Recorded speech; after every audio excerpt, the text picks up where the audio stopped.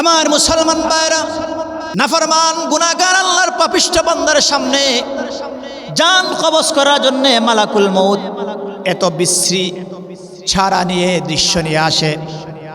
কিতাবের মধ্যে লেখেন 500 ফেরেশতাদেরকে নিয়ে আসেন। নাফরমানের সামনে আসার পরে নাফরমানকে জান কবজ করার জন্য মালাকুল মউত আজরাইল ধিক্কার দিয়ে বলেন, ইয়া আইয়াতুহান নাফসুল খাবিসা ইরজিই ইলা সাখাতিল্লাহ। এ অপবিত্র আত্মা, আল্লাহর অসন্তুষ্টির দিকে বের হয়ে আয়। মালাকুল মউত আজরাইলের কথা শুনে নাফরমানের অপবিত্র আত্মা তার ভেতরে দৌড়াদৌড়ি করতে থাকবে। এবার মালাকুল মউত আজরাইলের সাথে যেই ফেরেশতারা আসবেন তাদেরকে মালাকুল মউত তাদেরকে অর্ডার দিবেন, হুকুম করবেন, এ ফেরেশতারা এই নাফরমানের জোড়ায় জোড়ায় আঘাত করো। ফেরেশতারা লোহার মুগুর নিয়ে এই নাফরমানের জোড়ায় জোড়ায় আঘাত করবে।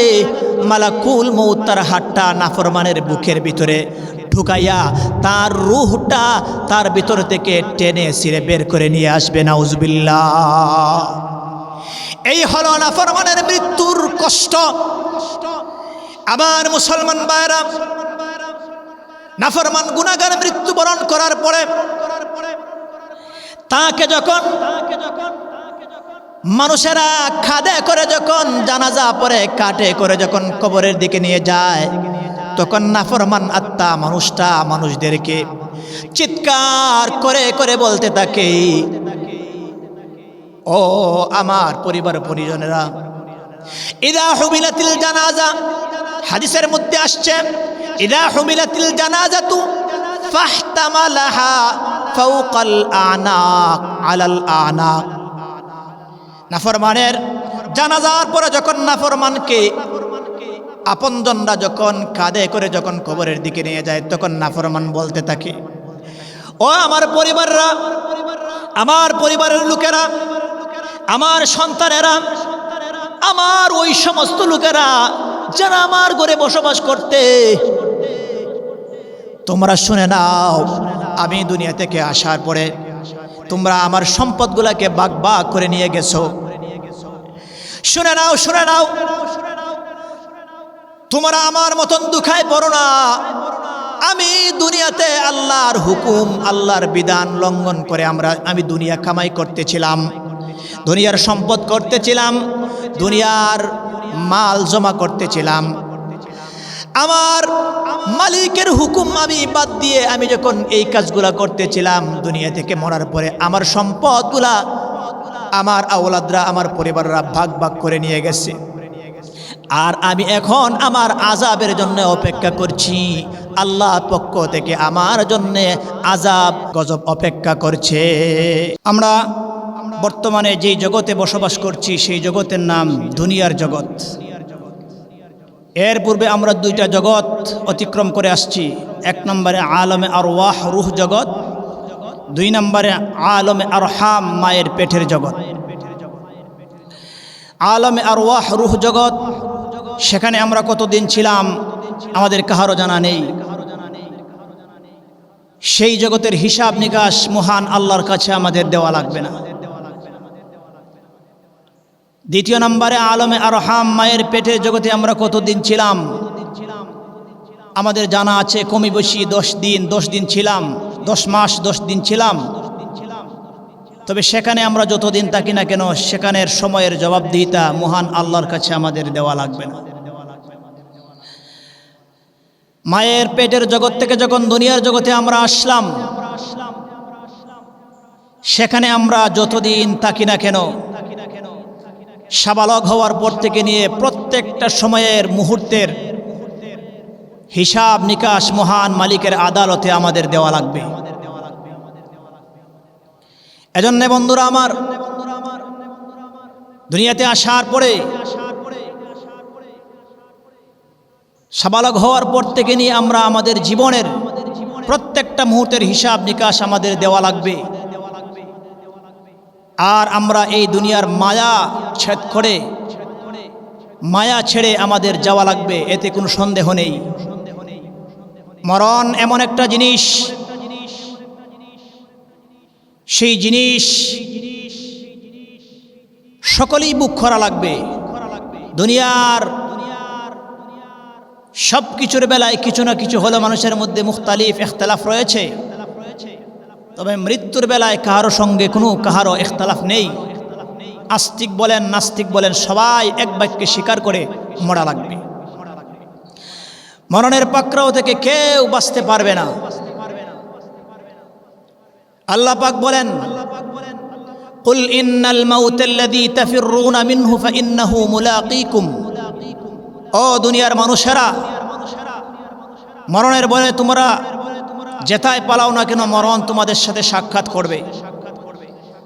অপর আয়াতে আল্লাহ পাক বলেন, আইনামা তাকুনু ইউদরিকুমুল মাউত ওয়ালাউ কুনতুম ফি বুরুজিম মুশাইয়াদা। আল্লাহ পাক রব্বুল আলামিন বলেন, এ পৃথিবীর মানুষেরা, মরণের ভয়ে তোমরা যেথায় পলায়ন করো না কেন মরণ ইউদরিকুমুল মাউত, মরণ তোমাদের সঙ্গে সাক্ষাৎ করবে। ওয়ালাউ কুনতুম ফি বুরুজিম মুশাইয়াদা, মরণের ভয়ে তোমরা যদি রাজপ্রাসাদের ভিতরে থাকো তারপরেও আজরাইলের পাকড়াও থেকে মরণ থেকে তোমরা বাঁচতে পারবা না। আমার মুসলমান ভাইরা, মরণ থেকে বাঁচার উপায় নেই, এই কথা সব মানুষ এক বাক্যে স্বীকার করে নেয়। আমার মুসলমান ভাইরা, নবীজির জলিল কদর একজন পয়গম্বর হযরতে দাউদ আলাইহিস সালাতু ওয়াস সালাম একদিন নিজের হুজরাখানায় বসা, এমন মুহূর্তে মালাকুল মউত আজরাইল আলাইহিস সালাতু ওয়াস সালাম পয়গম্বরে দাউদ আলাইহিস সালাতু ওয়াস সালামের কাছে এসে উপস্থিত। হযরতে দাউদ আলাইহিস সালাতু ওয়াস সালাম বললেন, মান আনতা, তুমি কে? এবার মালাকুল মউত আজরাইল জবাব দিলেন, ওগো আল্লাহর পয়গম্বর দাউদ, আমি হলাম আল্লাহর তৈরি ফেরেশতা মালাকুল মউত। দাউদ আলাইহিস সালাতু ওয়াস সালাম বলেন, ও মালাকুল মউত, হঠাৎ করে তুমি কেন আমার হুজরায় এসেছো? মালাকুল মউত আজরাইল বলেন, ওগো আল্লাহর পয়গম্বর, আপনার কাছে এসেছি, আল্লাহর পক্ষ থেকে হুকুম হয়েছে আপনাকে যেন এই দুনিয়া থেকে নিয়ে যায়। এই কথা শোনা মাত্র দাউদ আলাইহিস সালাতু ওয়াস সালাম বলেন, ও মালাকুল মউত, তুমি আমার কাছে আসলা আমাকে নিয়ে যাওয়ার জন্যে, তুমি কি আমাকে একটা সিগন্যাল দিবা না? আমার মরণের কোনো আলামত আমাকে পূর্বে কোনো সিগন্যাল দিবা না? হঠাৎ করে তুমি আমার কাছে এসে পড়লা, তুমি কি আমাকে কোনো সিগন্যাল দিয়ে আসবা না? এবার মালাকুল মউত বলে, ওগো পয়গম্বর দাউদ, আপনি বলুন তো দেখি আপনার পাশের বাড়ির অমুক আপনার বন্ধু কোথায়? আপনার পাশের বাড়ি অমুক কোথায়? আপনার ওই বন্ধু কোথায়? আপনার ওই সাথী কোথায়? এইভাবে এক একজনের কথা হযরতে দাউদ আলাইহিস সালাতু ওয়াস সালামের কাছে বলার পরে পয়গম্বরে দাউদ বলেন, আমার ওই সমস্ত বন্ধুরা তো দুনিয়া থেকে বিদায় হয়ে গেছে। এবার পয়গম্বরে দাউদ বলেন, তোমার বন্ধুরা, তোমার সাথের বন্ধুরা যদি তোমার কাছ থেকে বিদায় হয়ে যায়, এটাকে তোমার জন্য মরণের আলামত না। এই কথা বলে মালাকুল মউত আজরাইল আলাইহিস সালাতু ওয়াস সালাম পয়গম্বরে দাউদের জান কবজ করে নিলেন। কি বোঝা গেল ভাই, মরণের পাকড়াও থেকে কেউ বাঁচতে পারবে না।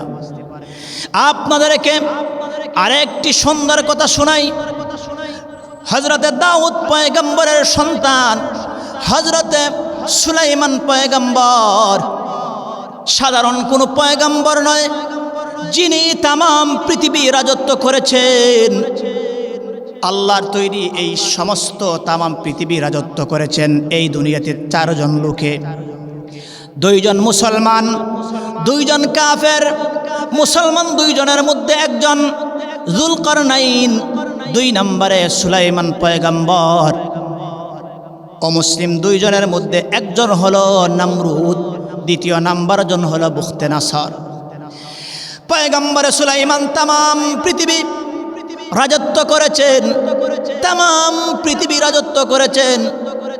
একদিন বাবার রেখে যাওয়া বাইতুল মুকাদ্দাসের কাজ করতেছেন, হঠাৎ করে মালাকুল মউত আজরাইল আইসা উপস্থিত। মালাকুল মউত আজরাইল আসার পরে হযরতে সুলাইমান আলাইহিস সালাতু ওয়াস সালাম বললেন, মান আনতা, আপনি কে? মালাকুল মউত বলেন, ওগো আল্লাহর পয়গম্বর সুলাইমান, আমি হলাম মালাকুল মউত। মালাকুল মউত, কেন এসেছো? মালাকুল মউত বলেন, আপনার জান কবজ করার জন্য এসেছি। হযরতে সুলাইমান আলাইহিস সালাতু ওয়াস সালাম বলেন, দয়া করে আল্লাহর কাছে গিয়ে বলো, আমার বাবার রেখে যাওয়া বাইতুল মুকাদ্দাসের কাজটা যদি আমি সমাপ্ত করতে পারতাম, আমি দুনিয়া থেকে গেলেও আমার কোনো আফসোস থাকতো না।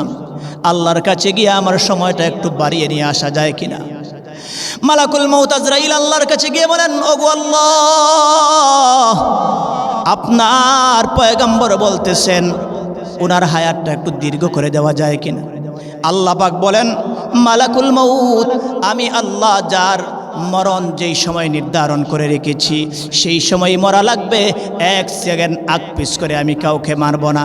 আল্লাহ বলেন, ইযা জাআ আজালুহুম লা ইস্তাখিরুনা সাআতাও ওয়ালা ইস্তাকদিমুন। আমি আল্লাহ যেই বান্দা বান্দির মরণ যখন আমি নির্ধারণ করে রেখেছি তখনই আমি তার মরণ দান করব, 1 সেকেন্ড আগ পিছ করে আমি কাউকে মরণ দেব না। মুসলমান ভাইরারে আমার, মালাকুল মউত সুলাইমান পয়গম্বরের কাছে আইসা বললেন, ওগো পয়গম্বরে সুলাইমান, না না না, আপনার মরণের টাইম পিছানো যাবে না।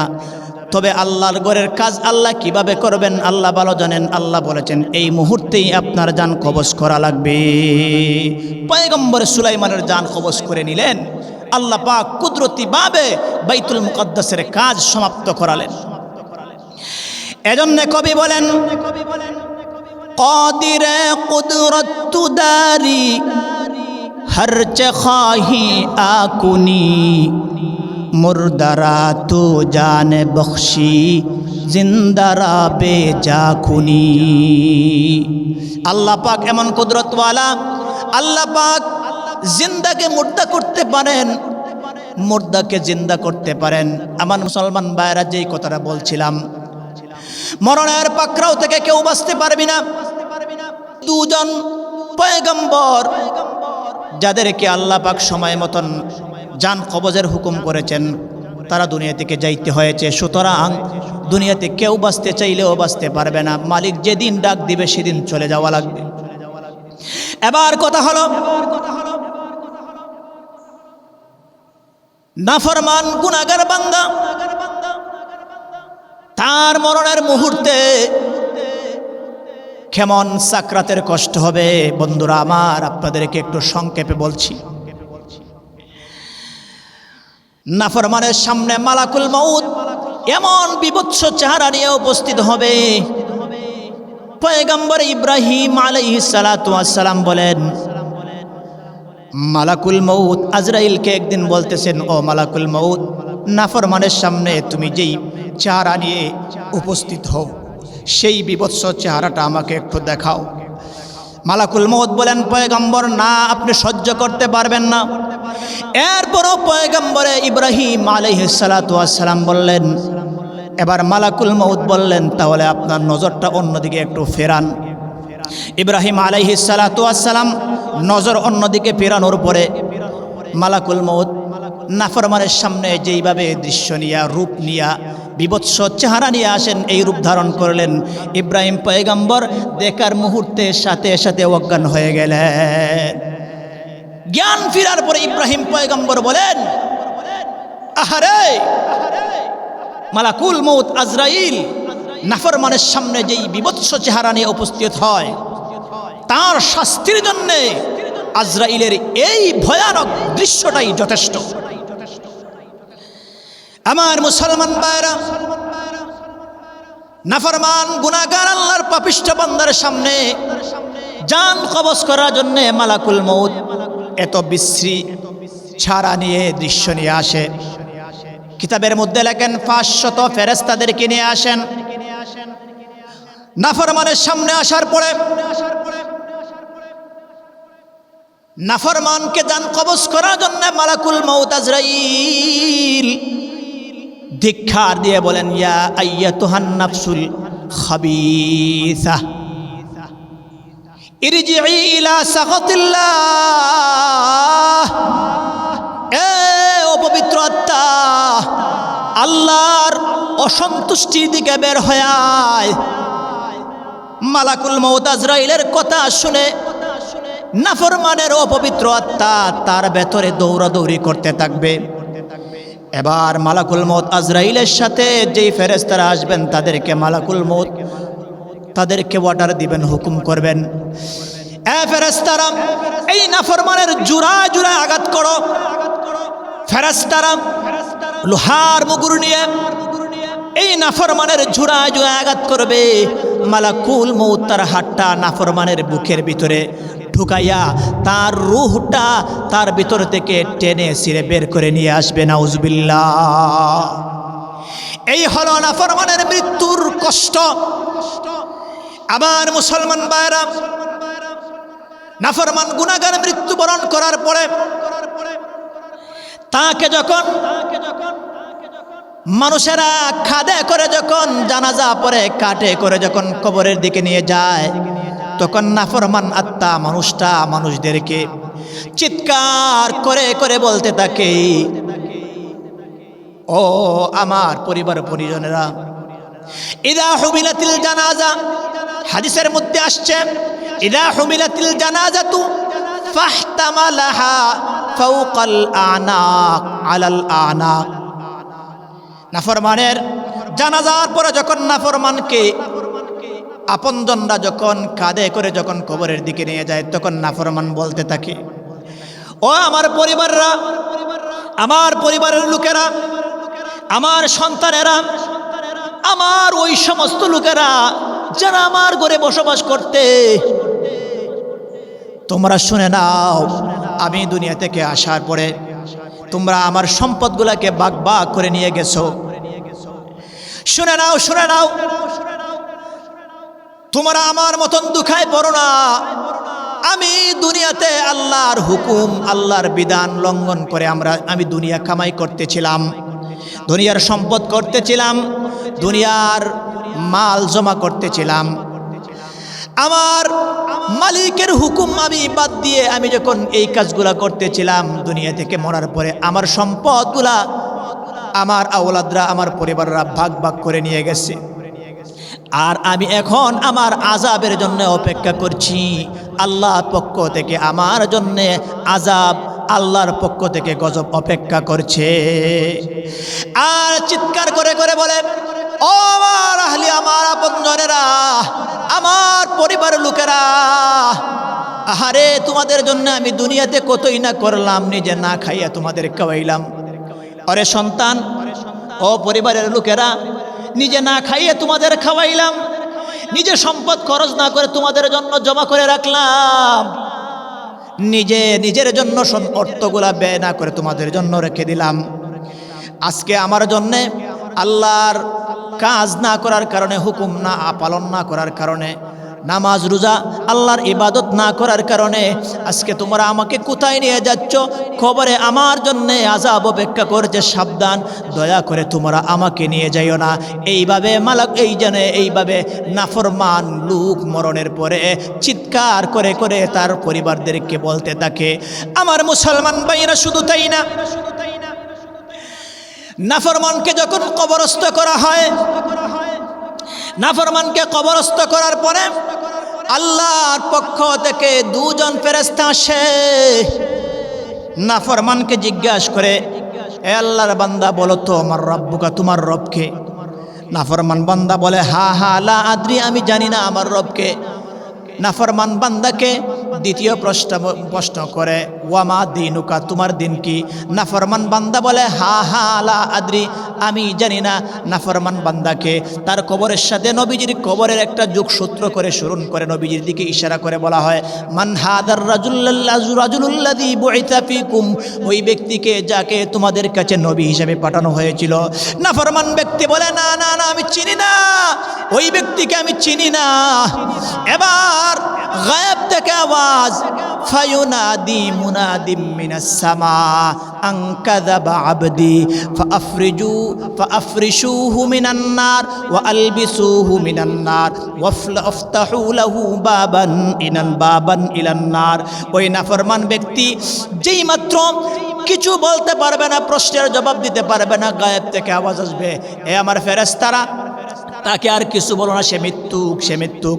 তার কবরের মধ্যে তার শরীরে জাহান্নামের পোশাক পরায়া দাও, তার গায়ে জাহান্নামের পোশাক পরায়া দাও, তার কবরের মধ্যে জাহান্নামের বিছানা বিছায়া দাও, তার কবরটা তার মূল জাহান্নাম ঠিকানার সাথে একটা ছিদ্র করে দাও, যাতে করে সেখান থেকে মূল জাহান্নামের শাস্তি ভোগ করতে থাকে। নাউজুবিল্লাহ। আমার মুসলমান ভাইরা, নাফরমান গুনাহগার এইভাবে সে প্রত্যেকটা ধাপে ধাপে শাস্তি ভোগ করতে থাকবে। এজন্য বন্ধুরা আমার বন্ধুরা, এজন্য আমরা মরণের কথা বেশি বেশি স্মরণ করি। আল্লাহ নবী বলেন, আকসিরু যিকরা হাযিমিল লাজ্জাতিল মাউত, তোমরা বেশি বেশি করে স্বাদ কর্তনকারী মরণকে তোমরা স্মরণ করো। মরণের কথা চিন্তা না করে, পরকালের কথা চিন্তা না করে দুনিয়ার চিন্তা যেই লোক করে, আল্লাহর রাসূল বলেন ওই লোকটা বোকা। আমার মুসলমান ভাইরা, হাদিস শরীফে নবীজি বলেন, আল কাইয়িসু মান দানা নাফসাহু ওয়া আমিলা লিমা বা'দাল মাউত ওয়াল আজিজু মান ইত্তাবা নাফসাহু হাওয়াহা ওয়া তামান্না আলাল্লাহ।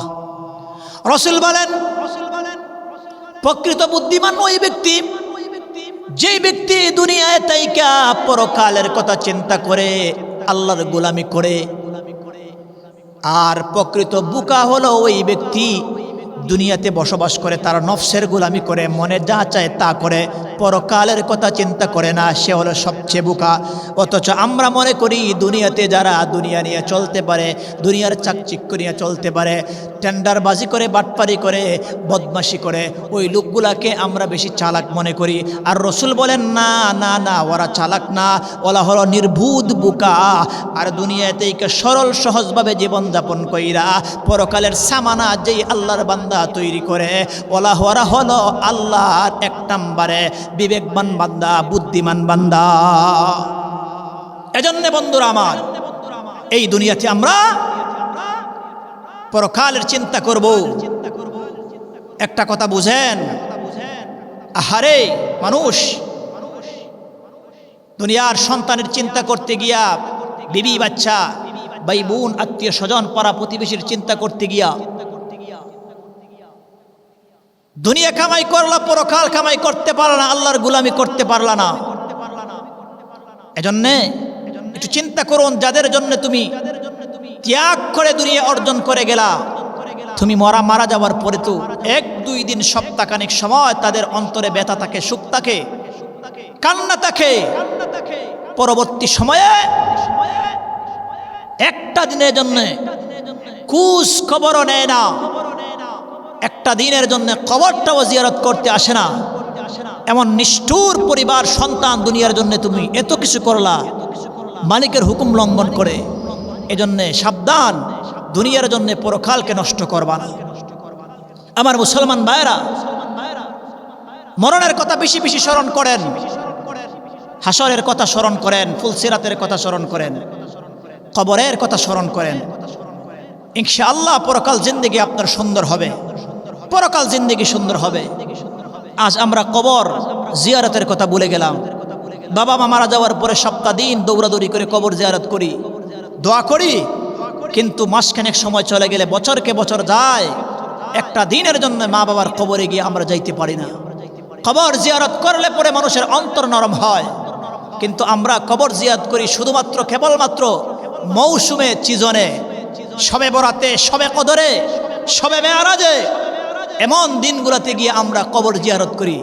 অথচ রাসূলুল্লাহ বলছেন, ও আমার উম্মতের দল, ও আমার উম্মতের ওই সমস্ত সন্তানেরা যাদের মা বাবা দুনিয়া থেকে বিদায় হয়ে গেছে, মা বাবার খেদমত করতে পারেন নাই, তাদেরকে খুশি করে দিতে পারেন নাই, নাফরমান বান্দা, নাফরমান সন্তান, তুই তোর বাপের জুমার দিন কবরস্থানে গিয়া মা বাবার কবর জিয়ারত করো, আল্লাহ পাক তোমাকে মাফ করে দিবে, নেককার সন্তানের খাতায় তোমার নাম লেখায় দিবে। আমরা যদি কবরে যাইতাম, কবরে যাওয়ার পরে আমরা কবরস্থানের জিয়ারত পদ্ধতিও আমরা জানি না। মুসলমান ভাইরা আমার, যাইবেন কবরে গিয়া, প্রথমে কবরে গিয়া গিয়া জিজ্ঞেস করবেন, হায় রে কবর, তুমি 3.5 হাত মাটি, তোমার ভেতরে আমার কলিজার টুকরো মা বাপ, বছরকে বছর হয়ে গেল, একটা দিন আমার মা বাবার খবর নিতে পারলাম না।